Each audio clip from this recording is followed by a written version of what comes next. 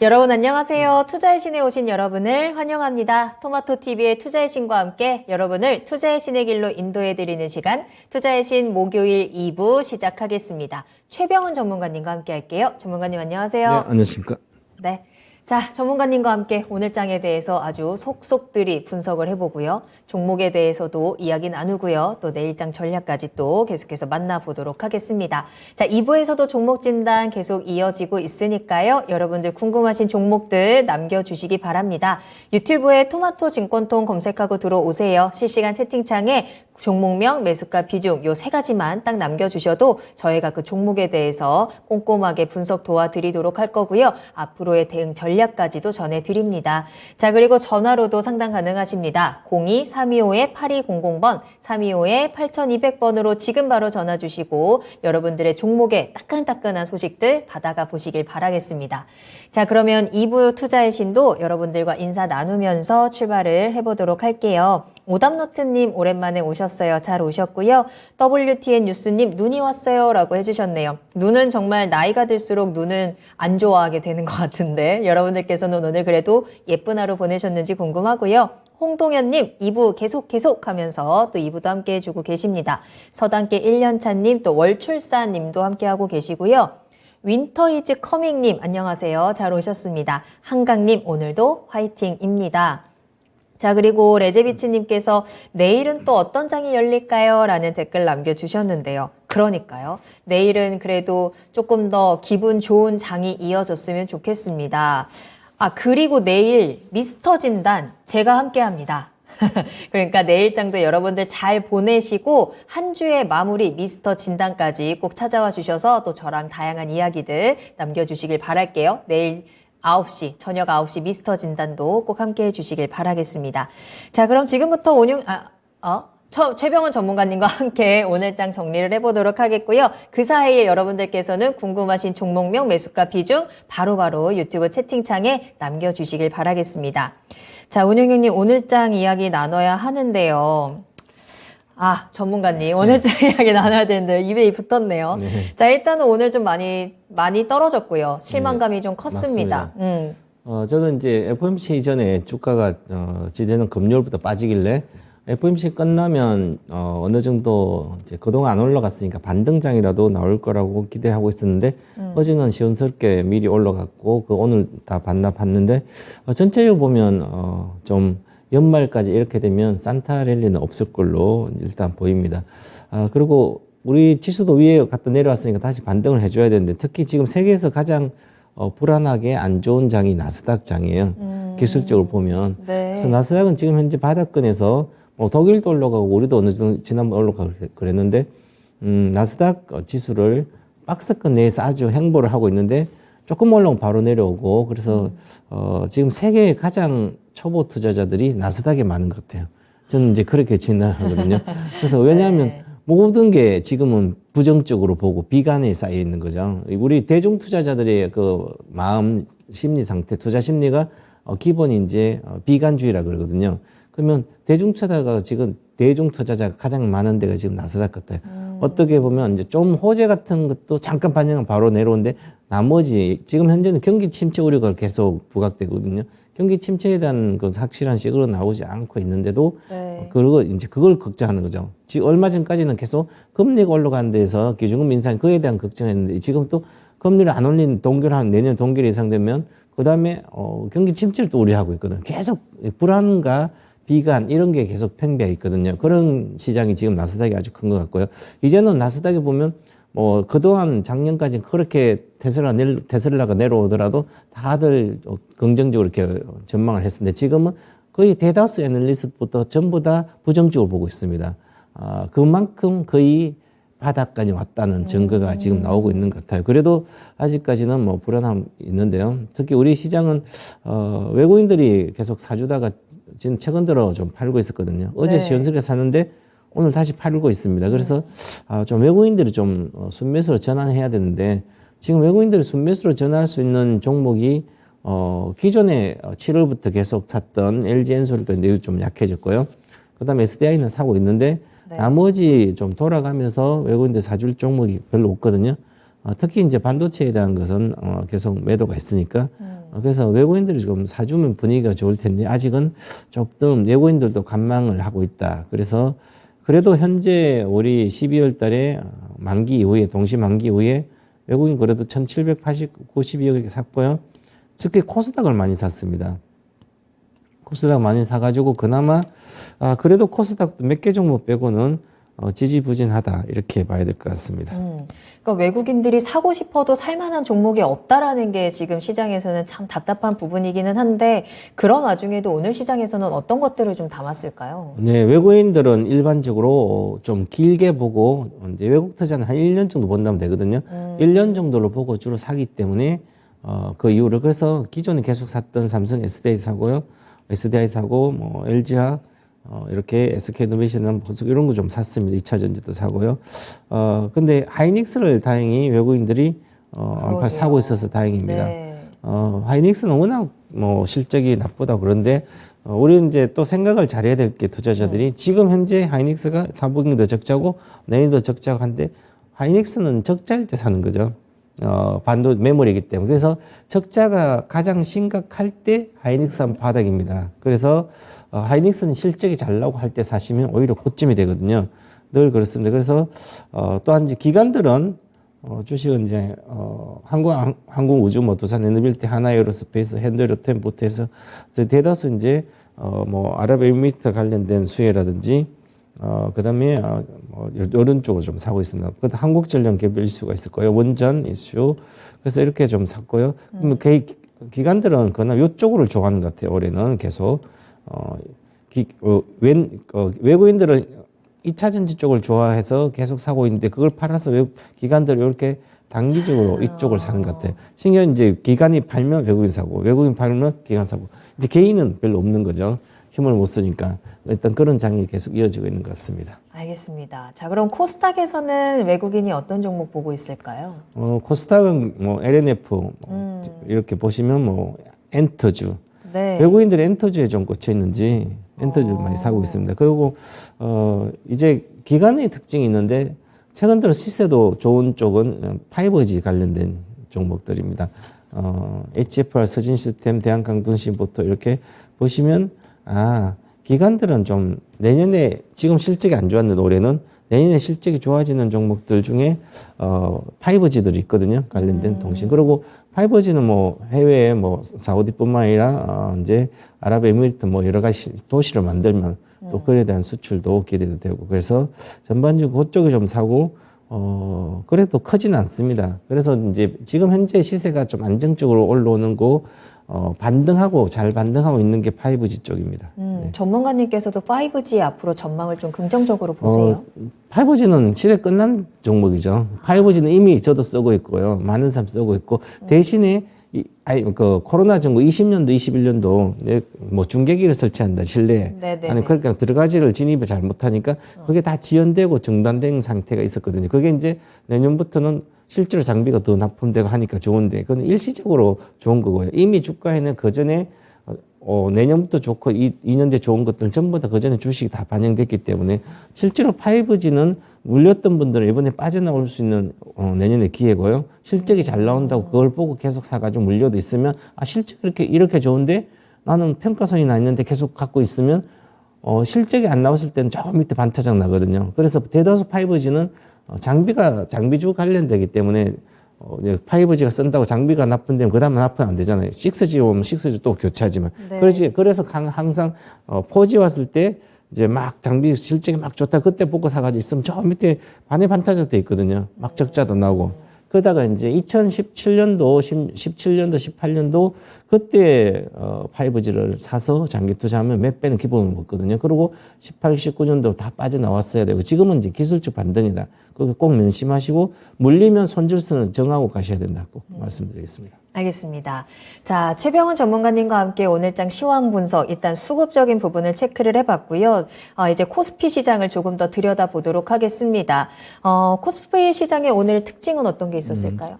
반락이 뭐 계속 이제 2,500 찍고 계속 내려오거든요. 그래서 어제 좀 2,401포인트가 이제 안착을 해야 돼. 오늘 안착할 거 기대했는데 그게 실패하니까 계속 내려오고 있습니다. 그래서 오늘도 38포인트 빠졌는데 이게 외국인 매도세가 계속 이어지고 있고 물론 거기에 기관들은 샀다 팔았다 하니까 그다음에 중요한 것은 카카오그룹주가 대다수 급락한 거거든요. 이슈가 있었죠. 검산법 네. 관련된 위반해서 검찰 고발되면서 그래서 카카오 관련 급락. 그래서 카카오가 많이 빠졌는데도 또 같이 분위기가 또 급락합니다. 그러면 이게 왜 그러냐면 미래의 어떤 실적을 보고 하는 게 아니라 많이 빠져서 그래서 많이 올라갔으니까 내려오니까 많이 빠졌다 고점 돼요. 그래서 사놓고 있으면 거기에서 올라갈 거 생각하는데 대다수 개인이 카카오가 가장 많이 갖고 있는 종목 중 한 개도 개인이 개인이 갖고 있는 카카오거든요.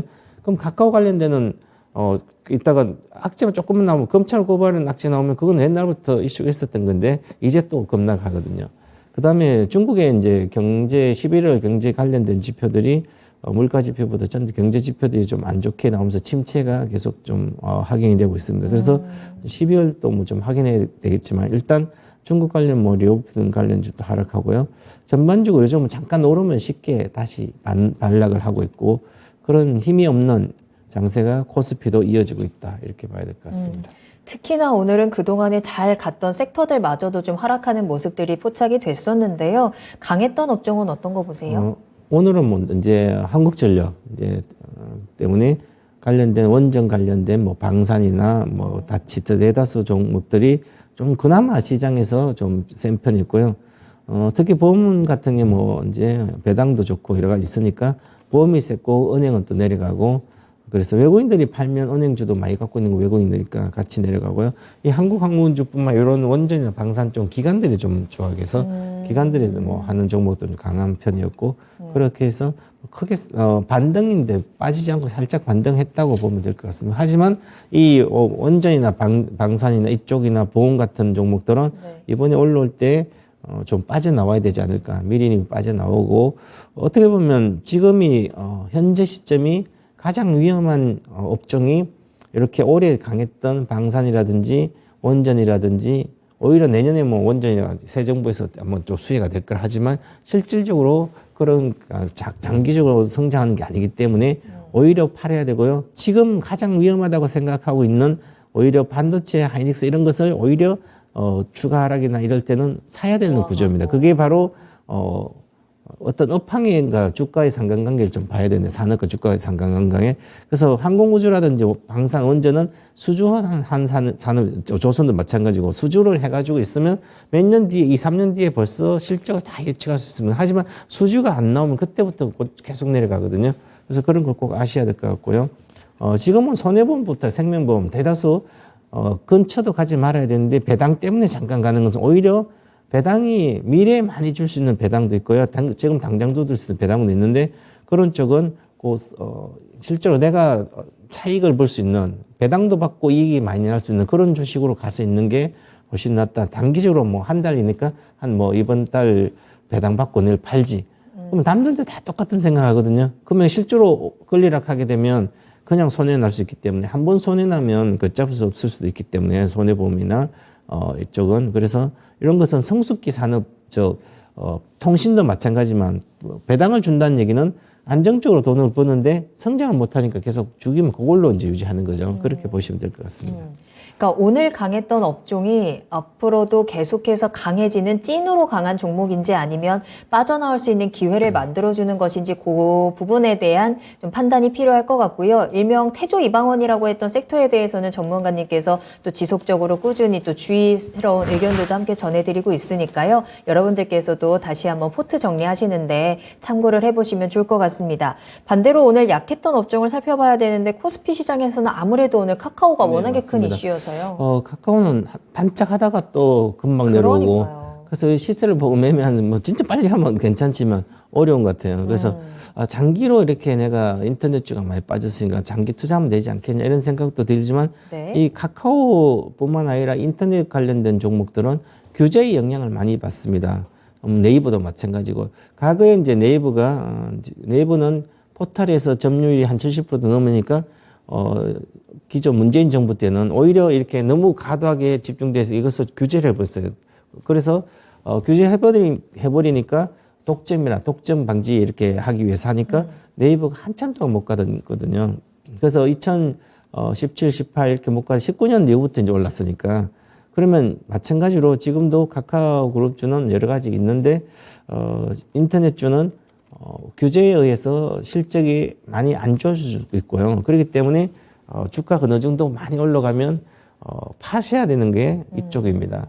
제조업이 아니거든요. 그 제조업은 한번 공장 짓고 계속 나오면 꾸준히 나오기 때문에 주가는 등락을 하더라도 결국 그 다 찾아가는데 이렇게 인터넷 관련된 종목들은 규제에 인해서 회사가 위청걸 수도 있기 때문에 그래서 늘 장기 투자도 생각하면서 구조적으로 이제 하면서 해야 되고요. 또 카카오 그룹은 카카오 자체도 카카오가 계열사 많은 계열사 문어발식 계열사를 이미 상장을 많이 시켜서 현금 조달을 다 된 상태이기 때문에 회사 재무 상태라든지 돈은 많습니다. 만약에 그걸 이제 신규 사업을 계속해서 들어가겠지만 아직 좀 더 지켜봐야 신뢰를 좀 얻지 않을까 이렇게 봐야 될 것 같고요. 은행주는 왜 배당을 많이 주는데 빠질까? 그러면 외국인들이 대다수 한 70% 내에 갖고 있죠. 그러면 어느 정도 올라오면 팔고 배당도 받고 이미 뭐 은행주들은 20년 동안 IMF 때 들어와가지고 배당금으로 원금을 다 찾아간 상태고도 지금 지분을 거의 70% 내외를 갖고 있거든요. 그래서 은행주는 단순 딱 한 가지만 생각하면 될 것 같습니다. 배당을 보지 말고 지금도 경기와 동행한다.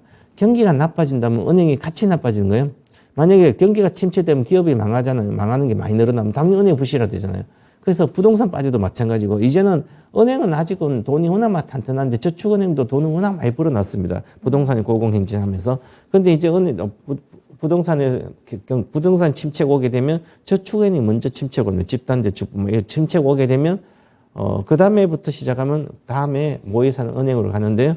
아직은 그런 우리나라 뭐 지역은 없지만 그래도 경기가 침체되면 은행이나 이런 주식은 좀 조심해야 된다. 그래서 은행주가 올라갔다가 많이 빠지면 그냥 사놓는 게 아닙니다. 경기 예측을 반드시 해야 된다. 이렇게 보고 지금은 이 약세 업종은 좀 더 이제 경기 침체가 계속 나오니까 가야 될 모멘텀이 없다는 거죠. 지금은 그렇게 보고 대응해야 될 것 같습니다. 알겠습니다. 그럼 오늘 코스피에서의 특징주는 어떤 거 보시나요? 한국전력인데요. 한국전력. 튀르키예가 40조 원은 원전 수출 논의한다 그래서 주가가 올라가다 그래도 2만 원은 다시 왔는데 지금 한국전력은 뭐 적자가 엄청나게 많이 나고 있으니까 그래서 지난번에 한전채도 있고 뭐 여러 가지 이슈가 많아요. 그러면 망하지는 않겠지요. 뭐 전기가 필요하니까 적자는 수십조 나면 채권 발행해서 메꿀 수도 있고요. 그런데 중요한 것은 이렇게 해외 원전을 수주를 하게 되면 좀 분위기 자체 모멘텀이 생기는 거죠. 바로 뭐 흑자 전환 이런 건 아니지만 흑자 전환을 시키려고 한국전력을 하면 요금을 전기요금을 많이 올리면 되거든요. 근데 이게 이제 쉽지 않거든요. 대다수 국민이 피해를 보니까. 그래서 너무 이제 이 통제를 정부에서 가격을 통제하는 것은 주가 측면으로 보면 실제로 그 정책을 알아야만 주식 이게 보이거든요. 아니면 지금은 한국전력은 내년에 좀 나아질 걸로 보여요. 지금 저는 보기에. 왜냐하면 유가가 빠지고 있거든요. 그래서 물가가 빠지면 당연히 유가도 그전에 선행주 빠져요. 유가가 만약에 다시 40달러 50등 오면 이 한국전력이 가장 많은 게 이제 기름이잖아요. 기름을 쓰기 때문에 그에 대한 단가가 비용이 적게 들어가기 때문에 오히려 지금 예상했던 적자가 나오지 않고 좋아지게 됩니다. 그래서 유가가 하락해서 40달러, 40달러 오면 오히려 한국전력은 적자가 급격히 줄거든요. 그러면 이런 가격대, 현재 가격대에서는 오히려 지금 뭐 적자가 너무 심하다, 앞으로 내년도 그렇고 이렇게 너무 우려하지 않아도 되지 않을까 그렇게 생각합니다. 네. 자, 일단 코스피에 대한 시황 분석을 해봤습니다. 코스피는 정말 2,500을 좀 확실하게 뚫어주지 못하고 그 이후로 계속해서 내려오고 있는 상황이죠. 태조 이방원과 보험 그리고 인터넷 은행까지 오늘 시장에서 조금 더 주의 깊게 살펴봐야 되는 업종들까지 투자 전략 한번 살펴봤습니다. 자, 그럼 이어서 코스닥 살펴봐야죠. 네, 코스닥도 6.32포인트는 얼마 안 빠져, 거래소만 덜 빠졌는데, 그래도 전체 분위기는 약세예요. 5G 관련된 조금 올라온 거 빼고 나머지 다 약세인데, 네. 그러니까 이제 힘이 좀 빠져 있는, 그래서 인터넷하고 게임도 약세지만 전체적으로 좀 힘이 많이 빠져 있다. 이렇게 봐야 될 것 같습니다. 그래서 작은 박스권 놓이는데 올라가지도 않고 내려가지도 않고 오히려 등락을 하면 그걸 할 수 있는데, 네. 그래서 개별 중소형주도 많고 하는 시장이기 때문에 분위기 자체는 그냥 힘이 일어 있는 시장이다. 이렇게 봐야 될 것 같습니다. 그럼 코스닥에서의 특징주는 어떤 거 볼까요? 코스닥의 특징주는 현재 제가 특징주 하는 것은 이제 괜찮다고 보는 것들이고요. 그다음에 그렇게 위험하지 않은 우량주 개념이 갖고 있는 겁니다. 이 특징주 중에 RFHIC가 있는데 이게 이제 5G 시대에 기관들이 안정적으로 5G 시대에 수혜를 받았던 거죠. 네. 근데 5G 장비 관련된 뭐 트랜지스터부터 이렇게 여러 가지 하고 있는데 이 실적이 내년에는 올해는 한 영업이익이 한 7억 이렇게 나오는데 내년은 막 200억 이렇게 예상돼요. 그러면 이제 그동안 이 장비 본업인 장비에서 안 좋다고 이제 본업인 장비 관련된 데 들어가니까 실적 금방 나와요. 200억 이렇게 나오면 실적이 폭발하니까 좋아 보이잖아요. 그래서 반등을 하고 있습니다. 뭐 모양도 좋고 그리고 이 RFHIC가 이제 GAN 반도체라고 지라갈륨 반도체, 그러니까 이제 전력 관련된 반도체입니다. 전력을 공급하면서 여러 가지 압을 밀도도 조정하고 해서 그 밀도를 아주 좋게 전력 밀도를 좋게 하면 트랜지스터 어댑터 있죠. 어댑터를 작게 만들 수 있는 그런 반도체.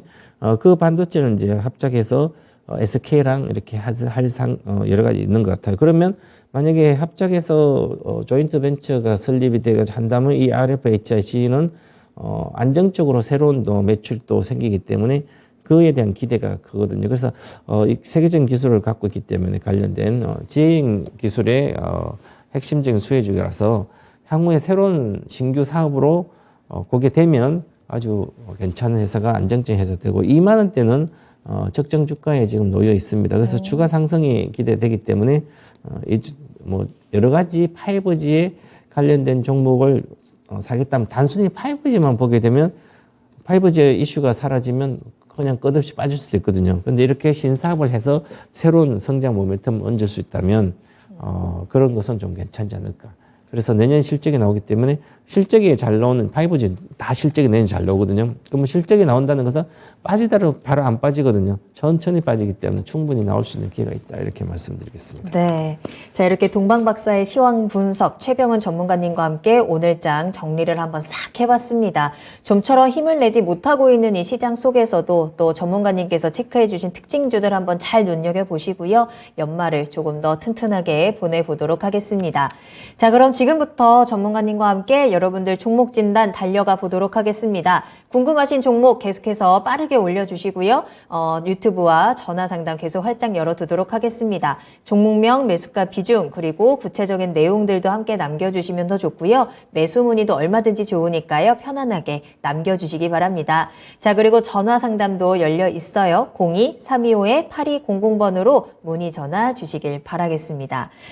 종목 상담하기 전에 그 전에 또 채팅창에 많은 분들 함께 해주고 계시는데요. 벙벙님과 김철수님 함께하고 계시고 테디님께서는 또 퇴근하고 피곤해서 한숨 자고 이제 왔어요 라고 하셨는데 잘 오셨습니다. 이번 한 주 정말 많이 바쁘셨나 봐요. 그래도 이제 한숨 자고 왔으니까 좀 개운하신가요? 개운한 마음으로 투자의신 끝까지 함께해 주시길 바라겠고요. 궁금한 내용들도 꼭 올려주시길 바라겠습니다.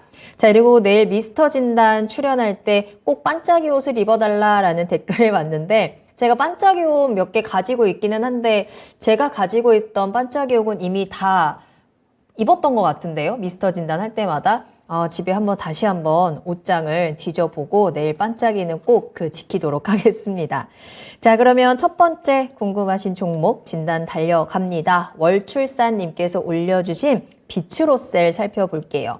매수가는 13,550원이고요. 비중은 10%입니다. 안녕하세요. 진단 부탁드려요. 라면서 올려주신 종목인데요. 오늘 매수가 근처네요. 어떻게 보세요, 이 종목? 이제 이 회사는 1차 전지의 리튬 회사거든요. 네. 그리고 앞으로 2차 전지 소재 사업이나 초박형 필름 전지 사업도 가고 사물 인터넷 관련 수혜도 되고요. 4차 산업의 수혜가 됩니다.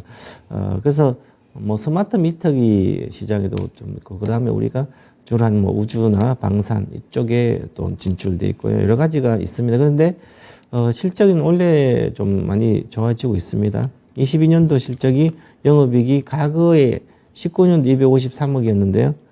그 정도로 이제 근접하고 있습니다. 그래서 내년에는 오히려 좀 뛰어고요. 그래서 실적에 23년도, 24년도 보면 20%대로 성장을 하기 때문에 이익도 늘어나죠.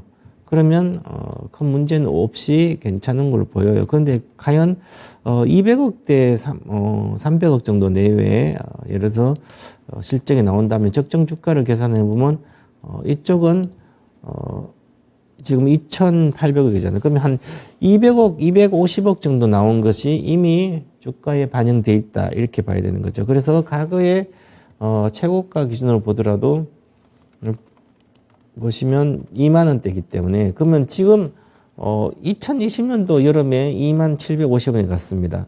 자, 그러면 한번 단순히 생각해 보면 과거의 영업이익 정도가 이제 내년부터 회복을 한다고 보고요. 그렇게 예상대로 나온다 치고 그러면 20년도하고 21년도는 우리 시장에 가장 중요한 게 있었죠. 주식시장 95년 동안 돈이 가장 많이 풀렸습니다. 유동성이 가장 많았다는 거죠. 그러면 과거에 그 정도의 이익이 나와서는 이 20년도, 21년도 고가 돌파를 못 한다는 얘기죠.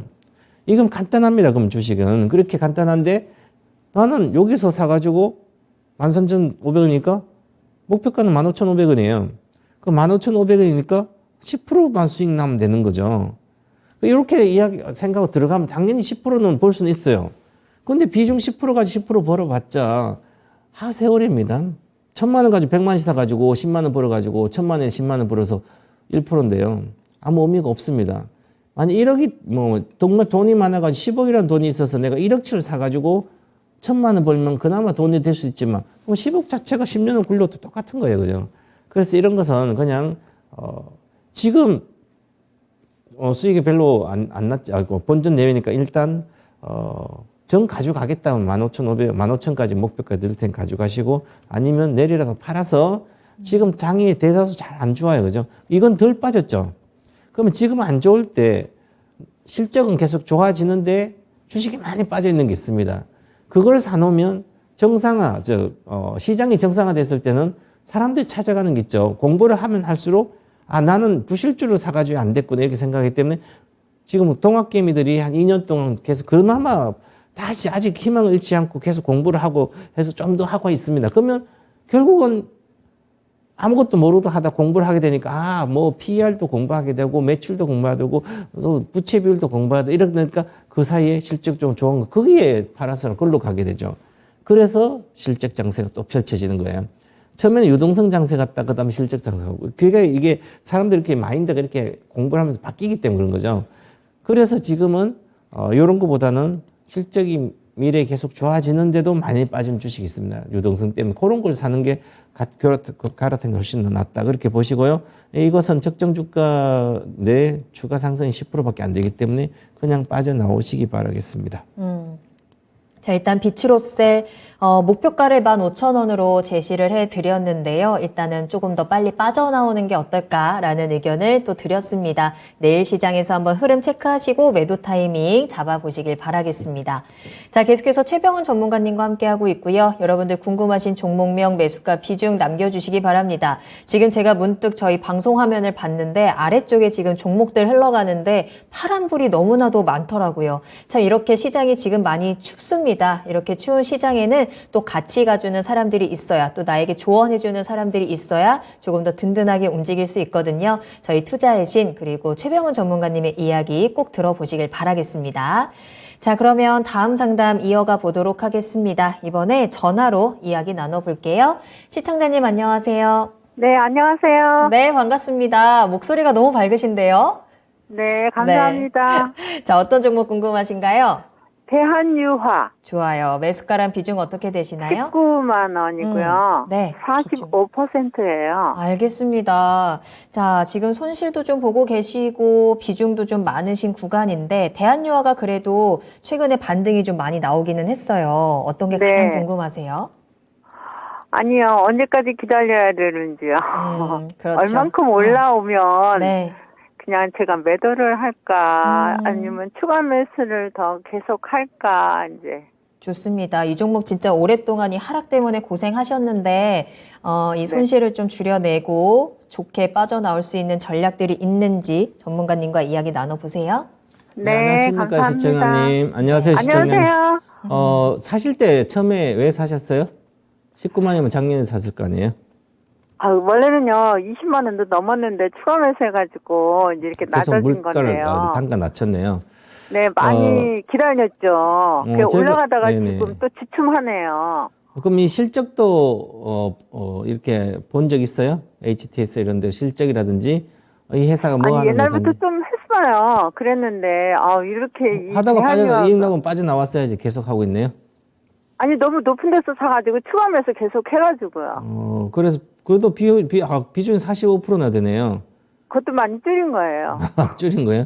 그러니까 주식을 이제 이게 하학주기 때문에 대한유는 순수 하학적이고 네. 2차 전지에 분림하게 소재를 하고 있습니다. HDP 그러면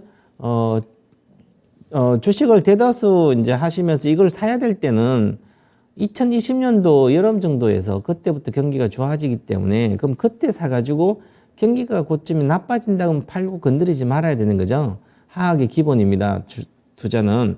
그럼 저희는 저 같은 경우는 11만 원에 10만 8천인가 2020년 9월 7일 날 추천해가지고 유튜브도 돼 있습니다. 목표가 38만 원이에요. 38만 다 빠져나왔습니다. 한 번도 그래 하지 않아요. 그 다음부터는. 지금도 그래 하지 않아요. 왜 그럴까요?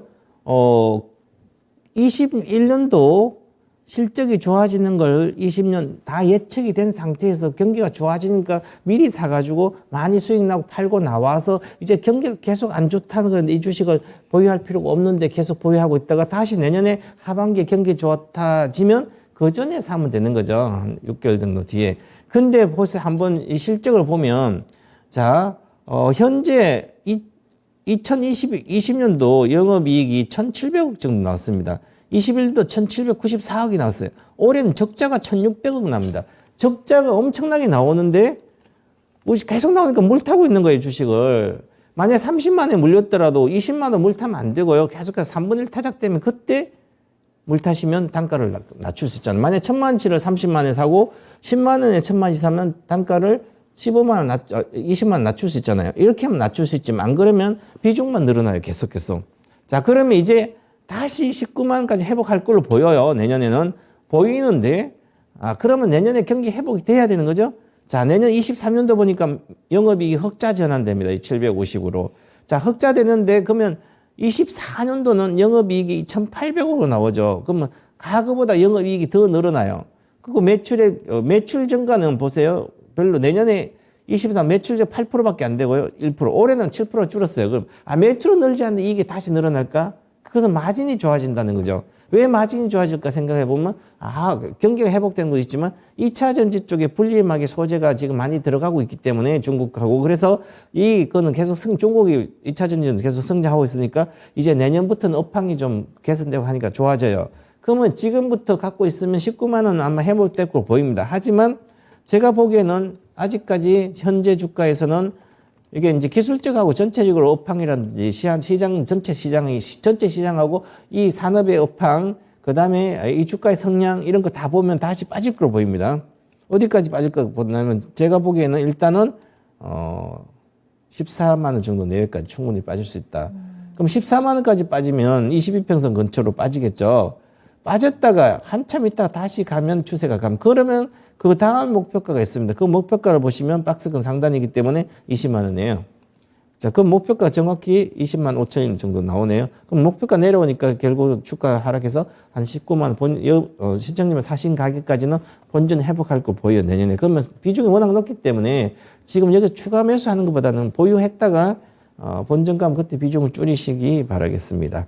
지금은 가지고 있을 수밖에 없어요. 가지고 있는 돈은 좀 더 빠르고 낫습니다. 얼마 전에 17만까지 왔었잖아요. 그러면 17만 6천까지 왔네. 그럼 22평선에 절반을 팔면 손절을 하면 다시 13만이나 살 수 있다. 아니면 다른 거 사면 되잖아요.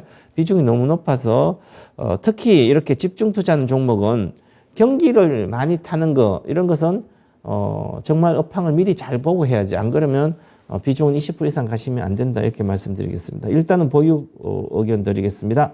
네. 자, 시청자님 대한유화에 대해서 좀 꼼꼼하게 분석을 도와드렸습니다. 네. 추가적으로 궁금한 부분 있으세요? 아니요, 원래는 이거요. 28만 원에 산 건데요. 제가 추가 매수 해가지고요. 네. 넣어놔서 해가지고 매도 치고 했는데, 지금은 추가 매수 할 수가 없는 거야. 확 내려가니까. 그래서 더 그쵸. 내려갈까봐. 네. 그래서 이제 추가 매수도 못 하고 있는데 방송이 이제 이렇게 딱 이제 전화가 네. 저하고 연결이 돼서 다행이네요. 그나마 답을 들어서 감사합니다. 맞아요. 다행이네요. 그래도 이렇게 제가 대한민국 잘하는 종목이기 때문에 그냥 이것도 내년에 잘 올라갈 거예요. 어느 정도까지 회복할 거로 네. 보입니다. 네. 네. 감사합니다. 네, 전화 수고하세요. 주셔서 감사합니다. 네.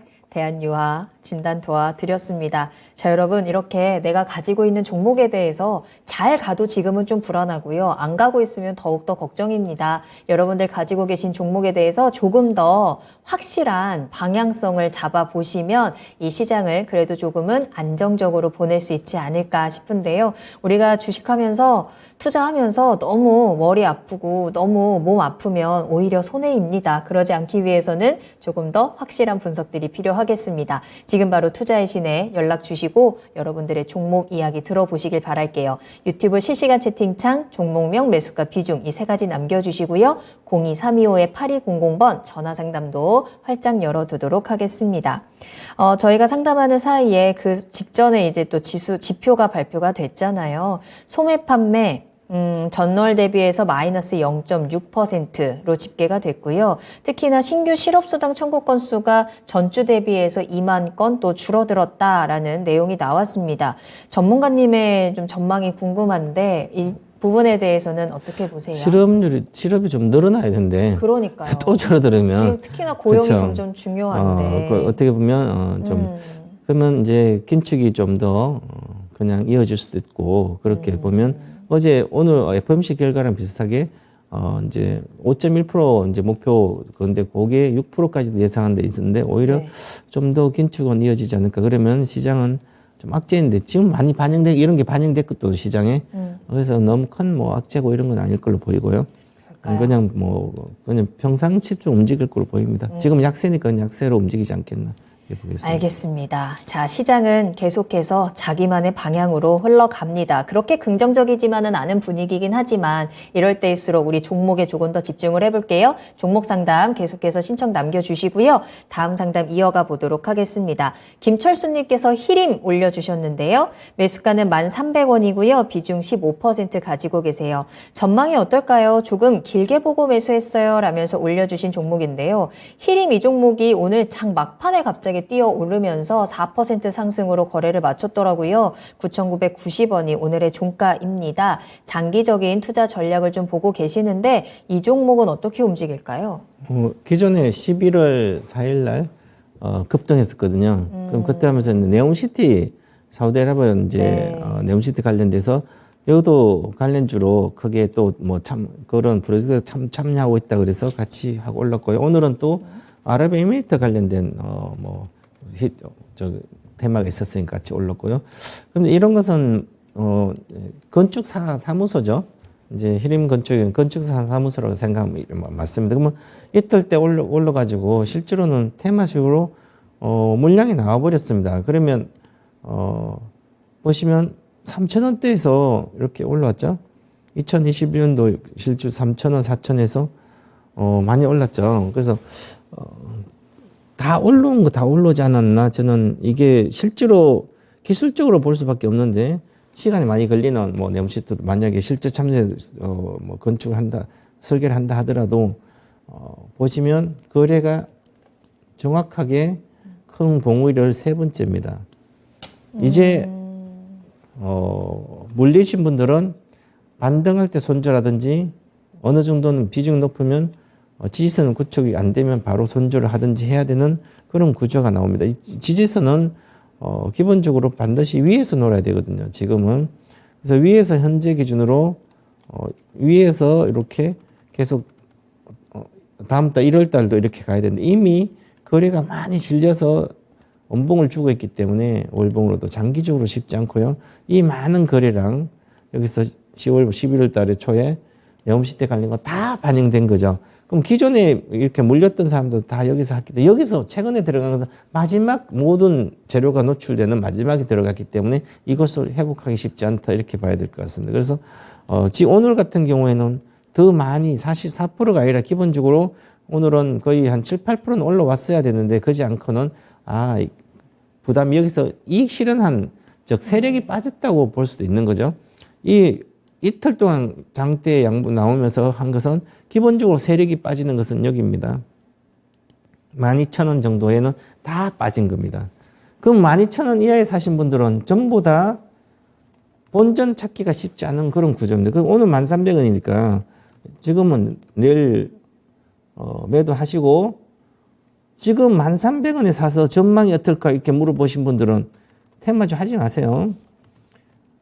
설거지 하러 들어간 거예요. 예를 들어서 남들은 세력들은 이미 수익을 여기서 사서 10,000원에 사가지고 이미 30% 사면 다 먹고 아무리 늦어도 12,000원 팔았는데 다 판 주식을 가서 잔치는 끝났어 이미. 잔치 끝나서 뭘 먹을 게 없나 들어가면 이것은 우리 부잣집이 아니죠. 거래소의 대형주나 이런 것은 한번 올라왔다 내려와도 부잣집이기 때문에 잔치 끝나고 가도 거기 가서 뭐 얻어 먹을 거 있어요.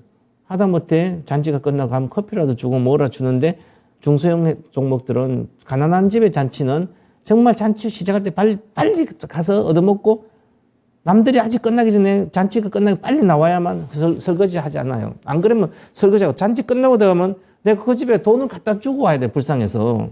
이게 테마주예요, 그죠? 테마주는 항상 잔치를 할 때 순간 잔치 연다 그러면 소문을 미리 듣고 잔치집이 저 가난한 집이 진짜 떼끼로 돈도 뭐 진짜 자식을 보낸 다음 잔치한다면 잔치 소문 미리 듣고 언제 결혼식 있다 잔치한다 그러면 되겠다 가서 빨리 먹고 나와야 되는 거. 이게 테마주예요. 부실주의 테마, 소형주 테마. 만약에 부잣집이 오고 대대로 부잣집이고 집안이 좋고 사대보고 계속 이어왔던 그 집이 잔치한다면 잔치할 때 가도 되고요. 잔치하기 전에 가도 되고 잔치하고 끝나고 가도 돈이 벌려요. 그런 게 뭐였죠? 바로 저런 거죠.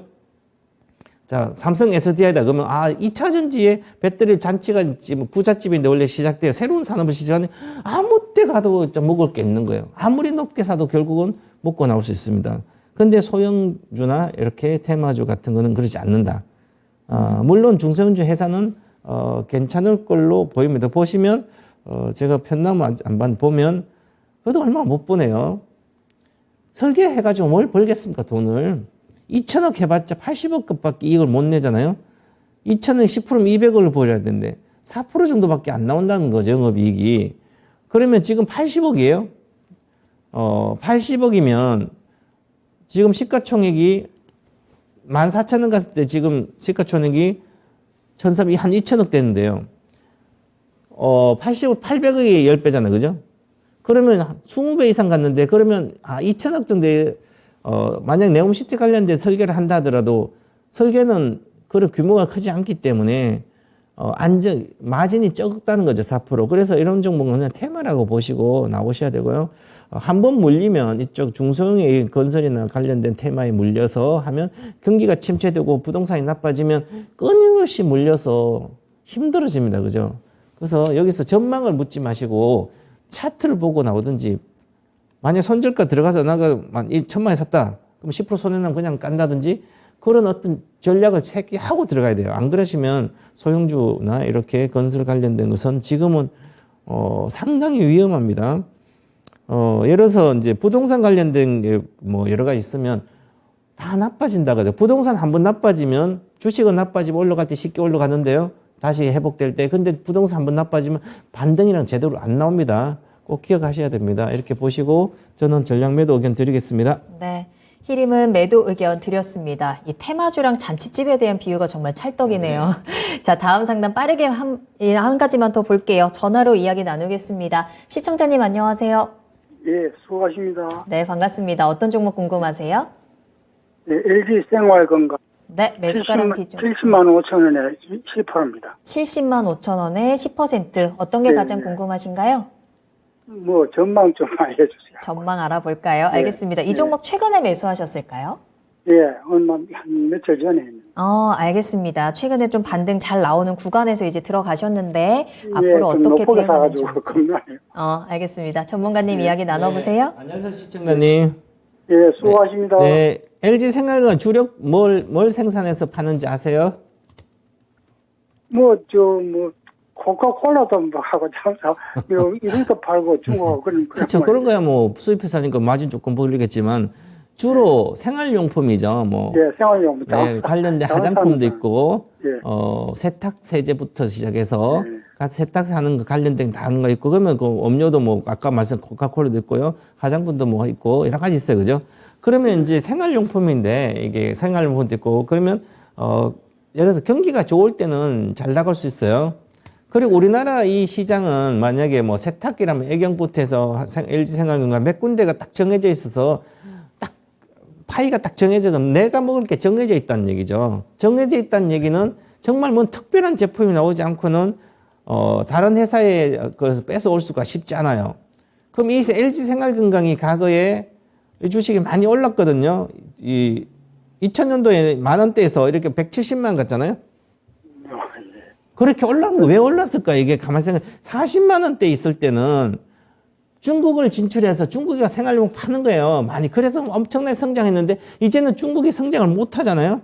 지금 오늘 또 경기 침체 계속되니까 그럼 중국에서 파는 게 줄어든다는 거죠. 오히려 줄을 수도 있고. 중국 자체에 생활용품 관련된 뭐 세제도 좋은 게 많아요. 중국도. 이제 잘 사라져서. 그러니까 모멘텀이 하나도 없는 거예요. 주식 끝없이 빠지죠. 21년부터. 자, 이렇게 빠졌어요. 작년 7월부터 지금까지 빠지면, 시장이 빠져서 빠진 것도 있지만 그것도 아니에요. 그죠? 구조적으로 나빠지고 있는 거죠. 경기가 나빠지는데. 그래서 건드리시면 안 되는 거야. 내려온다라고. 그래서 내일 다 파시고 다른 걸로 가시는 게 낫습니다. 지금 70만 5천 사가지고 69만인가 15,000원 하루에도 깨지는 거예요. 이거는 괜찮은데 별로 깨진 것도 아니에요. 지금 다른 거 들어가서 이거 이만큼 깨져요. 하루에. 내일 다 파셔서 이쪽으로는 근처에도 가지 마셔야 돼요. 안 그러면 계속 많이 빠져 160만에서 많이 빠져가지고 이 주식이 원래는 저 밑에 주식이에요. 실제로 성장을 해야만 갈 수 있는 거죠. 그래서 성장이 쉽지 않기 때문에 다 파시라 이렇게 말씀드리겠습니다. 네, 시청자님 매도 의견 드렸네요. 도움이 좀 되셨을까요? 네, 감사합니다. 네, 감사합니다. 자, 이렇게 최병훈 전문가님과 함께한 종목 진단도 여기서 마무리를 해보도록 하겠고요. 시간이 많이 흘렀네요. 이제 빠르게 내일장 투자 전략 미니 강의 시작해 보도록 하겠습니다. 전문가님, 내일장 어떻게 준비하죠? 아직은 약세가 계속 이어질 걸로 보입니다. 이제 저는 FOMC 끝나고 산다리려고 있든지 아니면 FOMC 전에 있다고 이렇게 말씀드렸는데 미국 나스닥 때문에 나스닥이 죽어 있어서 지금 방법이 없어요. 네. 미국의 시장이 우리의 동학개미라고 지칭하지만 우리나라 시장의 대다수 초보자들도 미국 시장을 보고 있고 그래서 아침에 우리가 이제 주로 시가는 초보자들 이제 비전문가들 초보자가 만드는 게 시가고요. 종가는 이제 전문가들인 수준이 있는 잘한 사람이 만든다 그러죠. 그래서 아침에 미국장이 확 좋으면 우리도 좋다고 왔다 가는데 계속 그런 음봉이 나오고 막 이러잖아요. 또 미국이 안 주니까 안 좋고. 그래서 미국은 뭐 계속 볼 수밖에 없지만 우리 시장의 해외 투자자들의 한 70% 미국계 자금이니까 그래서 볼 수밖에 없지만 그래도 지금 미국의 FOMC 회의 결과도 이렇게 50bp 인상한 걸로 나왔는데 그다음에 미국의 최종 금리 상향 조정 최종 목표 금리를 내년에 5.1% 올렸는데 그보다도 더 높게 나오지 않을까 이렇게 시장 의심을 하고 있습니다. 즉 불안 심리가 계속 있다는 거죠. 그래서 내년 오랫동안 고금리가 이어질 거라고 보니까 그러면 경기 침체, 미국의 내년 경제 성장도 전망치 좀 하향 조정했습니다. 그러니까 미국의 내년은 경기가 회복돼야 할 거라고 내년 하반기에 돼야라고 보고 있고 아니면 금리가 더 이상 안 올라가고 금리 인하라든지 이런 게 있으면 좋은데 그런 희망이 자꾸 사라지는 거죠. 그리고 또한 오늘부터 중국은 또 실물 지표가 예상보다 아주 안 좋게 나왔습니다. 그래서 0% 이렇게 둔화될 거로 보이는데 막 5%씩 둔화되기도 하고 그러니까 중국도 지금 코로나 이전에 위드 코로나 전에 11월 지표지만 그래도 지금 안 좋게 나온다. 그 중국도 지금 부동산이 안 좋아가지고 다른 부동산 부양을 막 하려고 해도 잘 안 되니까 다른 것까지 파급돼서 소비 지표도 안 좋고요. 제대로 성장 자체가 쉽지 않아요. 그죠? 그래서 중국도 그러기 때문에 글로벌적으로 중국이 회복되면 글로벌의 어떤 원자재부터 다른 거 해서 전체 회복 좀 좋은데 오히려 중국조차도 안 좋아지기 때문에 또한 중국도 예상보다 더 물가에 이런 실물지표가 충격을 주고 있습니다. 그래서 경기 침체에 대한 비관론이 지금 자꾸 늘어나기 때문에 이럴 때는 지수가 잘 안 가고 종목도 잘 안 갑니다. 그래서 지지부진하고 힘을 잃어가는 장세, 희망이 안 보일 것 같은 이런 장세가 지금 이어지고 있다. 이렇게 봐야 될 것 같고요.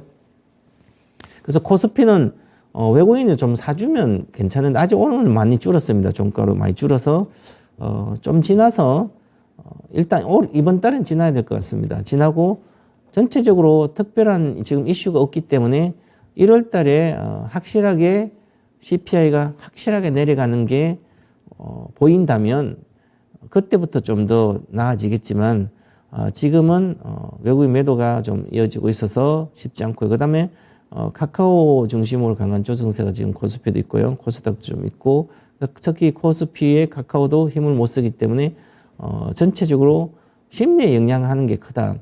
카카오는 개인이 많이 갖고 있어서 카카오가 확실히 많이 뜨면 좋으면 심리적으로 좋아질 텐데 비관적으로 좀 비관이 자꾸 늘어나고 있다. 이렇게 봐야 될 거. 힘이 없다. 이렇게 보고요. 그러면 바로 가진 않는다. 이렇게 봐야 될 거. 1월 달까지도 그러면 시장은 큰 모멘텀이 없기 때문에 그렇고요. 코스닥도 지금 모멘텀 부재 장세가 얼마 전에는 뭐 카카오 관련된 카카오페이도 있을 거예요. 이렇게 같이 올라오다가 지금은 신장 모멘텀은 약해지고 했던 게임주까지도 안 좋고요. 전반적으로 인터넷 게임이 안 좋으니까 매매할 게 많지 않고요. 특히 또한 코스피도 반도체 관련된 게 또 실적이 암울하게 예상이 되고 있으니까 그에 대한 또 심리가 불안해지고 있고요. 그래서 전체적으로 뭐 코스피도 마찬가지. 특히 코스닥이 중성주만 코스닥은 기력을 잃어가는 시장이다. 이렇게 말씀드리면 맞지 않을까. 기력을 잃어가면 이제 힘이 있다 계속 희망이 없어져가지고 이제 기력을 다 잃어가면 정말 포기한 상태가 되죠. 그러면 새로운 시장이 또 열립니다. 그래서 이제 계속 좋아질까 하는데 안 좋아지잖아요. 그래서 이제 그래도 주식은 결국은 또 올라가게 돼 있습니다. 그렇게 보고 기력을 잃어갔는데 여러분들은 기력을 잃어가지 않고 자신의 투자 체력을 좀 지켜가시면 좋겠습니다. FOMC 발표 이후에 확실하게 시장은 희망보다는 또 우려의 시선으로 보는 투자자들도 많은 것 같습니다. 채팅창에서도 산타야 제발 돌아와 라면서 우는 댓글들도 보이는데요. 여러분들 울면 절대 안 됩니다. 울면 선물 못 받는 거 알고 계시죠? 울고 있지 말고 지금 최병훈 전문가님이 전해주신 다양한 꿀팁들 잘 적용을 해보시면서 선물들을 다 챙겨가 보시길 바라겠습니다. 저희도 함께 응원하도록 할게요. 자, 그러면 최병훈 전문가님과는 여기서 먼저 인사드리도록 하겠습니다. 오늘 감사합니다. 감사합니다. 네, 오늘 저희가 방송에서 전해드린 내용은 투자 판단에 대한 참고 자료입니다. 투자는 투자자 본인의 책임과 판단에 따라서 이루어져야 한다는 점 다시 한번 유의해 주시기 바랍니다. 오늘 하루도 모두 고생 많으셨고요. 저는 다음 이 시간에 다시 돌아오겠습니다. 시청해 주신 여러분 고맙습니다.